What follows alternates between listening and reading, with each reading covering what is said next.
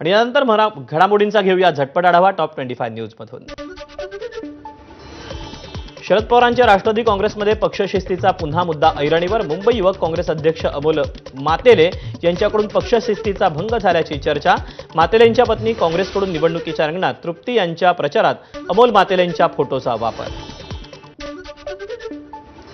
31 डिसेंबरच्या मध्यरात्री मुंबई वाहतूक पोलिसांची मोठी कारवाई। मद्यधुंद अवस्थेत वाहन चालवणाऱ्या 211 जणांवर कारवाई। एका रात्रीत पोलिसांकडून 1,31,00,000ची दंडात्मक कारवाई।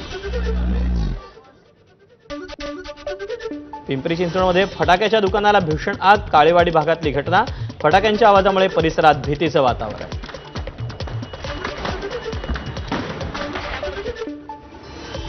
रत्नागिरीच्या गुहागरमधील भातगावमध्ये माळरानावर मोठा वणवा। वणव्यात हजारो हेक्टरवरील आंबा आणि काजूच्या बागा जळून खाक। शेतकऱ्यांचं लाखो रुपयांचं नुकसान। नववर्षानिमित्त गोंदिया शहरातील 22 फूट उंच महाकाल मूर्ती आणि शिवलिंगासमोर महाआरती। 108 जोडप्यांच्या हस्ते महाआरती संपन्न।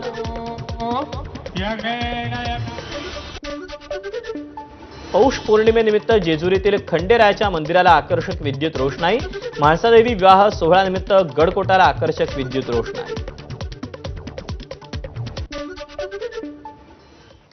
दरम्यान एक महत्त्वाची अपडेट, एमपीएससीची तयारी